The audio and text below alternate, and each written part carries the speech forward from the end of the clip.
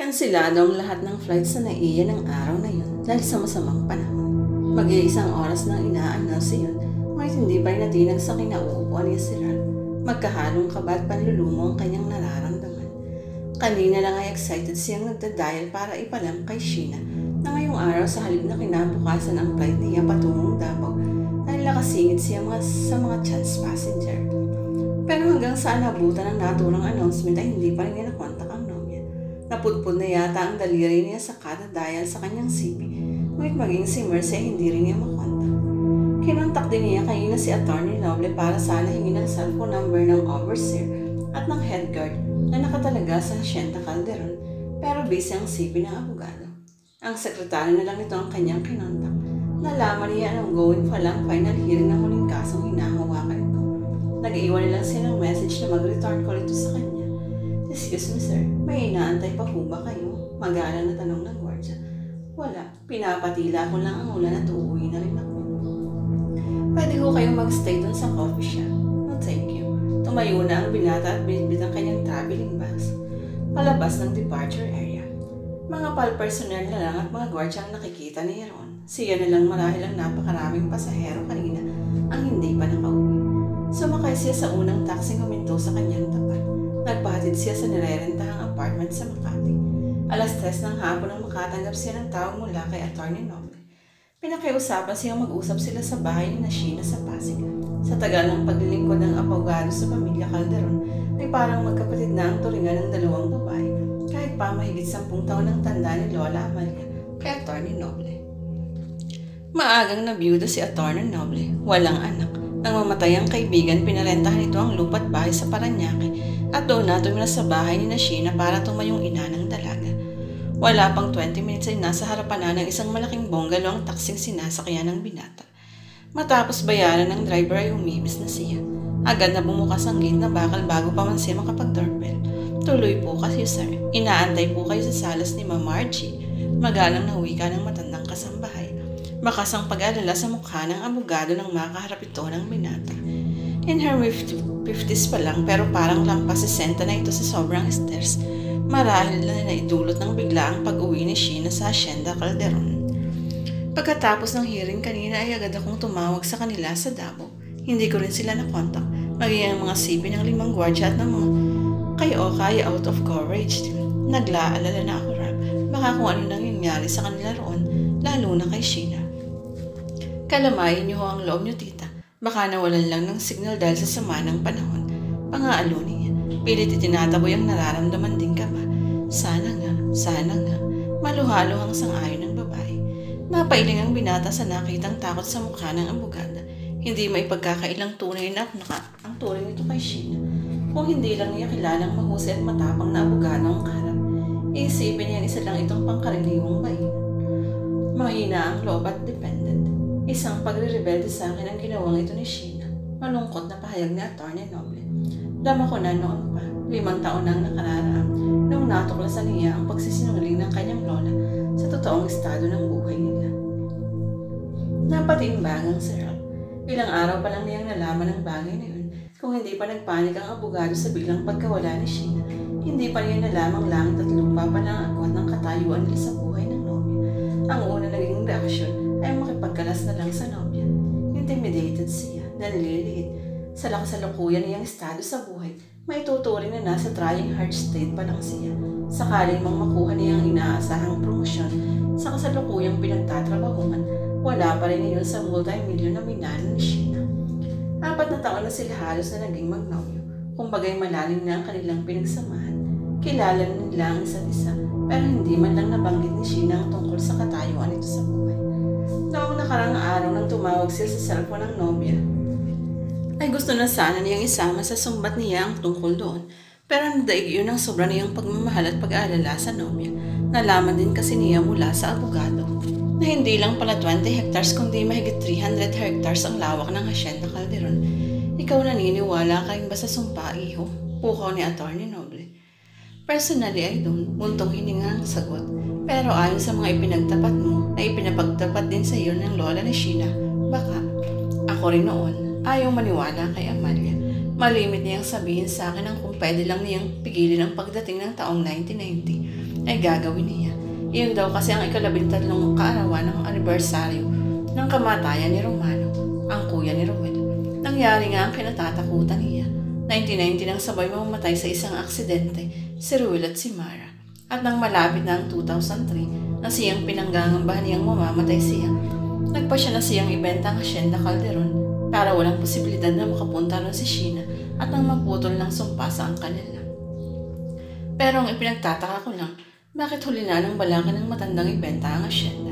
Milyon-milyon ang iniakit sa kanya ng Hacienda at iyon lang ang alam ni Amalia na mapagkukunan ng hanap buhay. Hindi namuhay bihang milyong-milyonaryo ito sa Maynila. Inipon niya ang pera para pagdating ng panahong ibenta na niya ang Hacienda ay secure na ang kinabukasan ni Sheena. Matagal na kamo ipinagbebenta ang Hacienda pero bakit hanggang ngayon nagkasakit ng malubha ang unang buyer, umurong at nagpagamot sa ibang bansa. Ang pangalawa ay bigla na lamang nanawang at kusang umurong. Total na may kinalaman pa rin dito ang sumpa na hinahadlangan ito na may benta ang Hacienda para mapalapit doon si Sheena.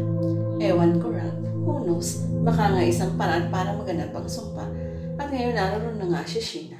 It's only a coincidence, tita. Mabuyaw na pangangatwiran ng binata. Hindi lang sabi ko sa sarili ko.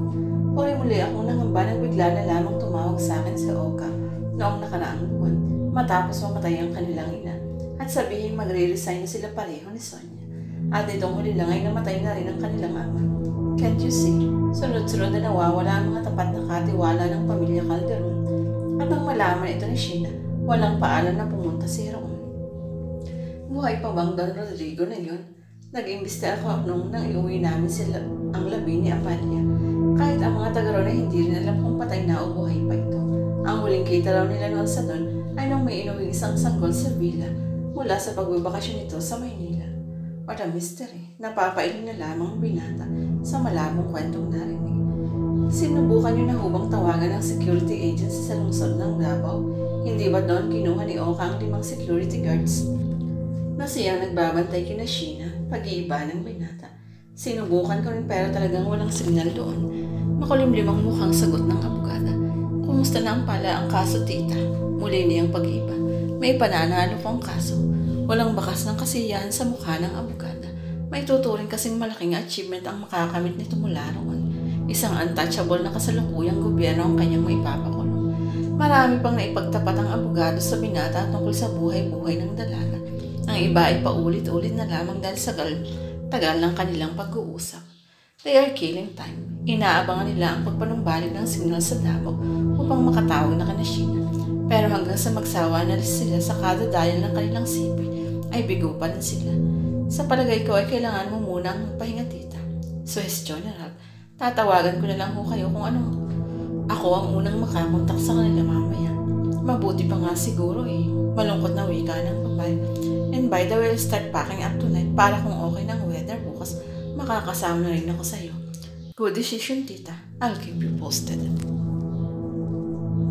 Lalabas na lang sana kanina at bababa ang magkaibigan upang humingi ng tulong sa 2 pang guard na nasa backgate, ngunit hindi na natuloy nang may narinig silang kumusyon sa likuran ng masyon. Tila nag-aaway hanggang sa makarinig sila ng isang sigaw na humihingi ng tulong. Tumungo sila sa bintana at nakitang pasuray-suray na naglalakad ng isang guard. Sapo ng isang kamay ang ulong duwan. Sinisikap sana nitong marating ang guardhouse, ngunit sa kalagitnaan pa lang ng malawak na lawn ay natumba na iyon. Tiyak nilang iyon ang isa sa mga guard na sumugod kanina sa backstage. Nanlalambot sa sindak sa pagyakap ang dalawa. Ngayon nila napagdugtong-dugtong ang pangyayari. Sinamantala ng salarin ang pagkawala ng bantay kanina, kaya nagpumilit na pumasok sa backgate at nakalikha ng ingay ng harangin ng nakatalagang guard doon.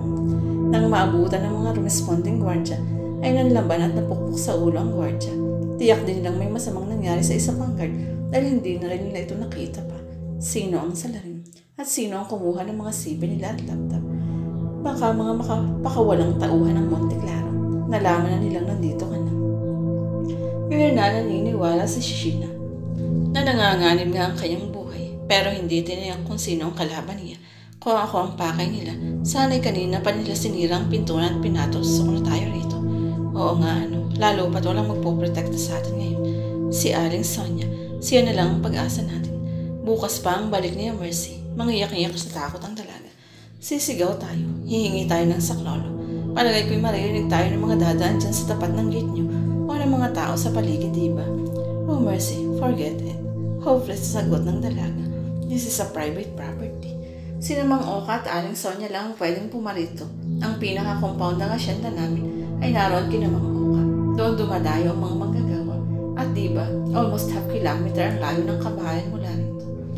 Okay, relax. Mag-isip tayo ng mabuting gawin. Tinapik-tapik ni Mercy ang likod at nanginginig na kaibigan. Matagal na nakiramdam ng kaibigan. Panay ang hugot ng muntong hininga nang humupa ang takot na nadarama. Tumigil na ang kanina'y pabugso-bugsong ulan na may kasamang malakas na hangin. Nawala na ang maitim na ulap, ngunit hindi pa nagpakita ang araw. Muli silang dumungaw. Naroon pa rin sa loob ng natumbang gwardya at ang dalawa pang nakahandusay sa guardhouse. May palagay silang patay na ang mga ito. We have to do something, Sheena, ani Mercy. Kahit pa paano ay kumalma na ang pakiramdam niya. We need to seek help. Mas lalong manganganib kung aabutan tayo ng gabi rito. Don't tell me na, yes, aalis tayo. Pupunta tayo kay Mang Oka. Paano? Tinurn over na sa iyo ang mga susi ng mga sasakyan, diba? Oo, pero baka naghihintay lang ang salin sa ating paglabas. Muling nabuhay ang takot sa dibdib ni Sheena. Tiyak kong wala na. Hindi na nagtanghang pasukin pa tayo rito. O baka nga pagnanakaw lang ang motibo nun. Kaso nahuli kaya napilitang lumaban sa mga guards.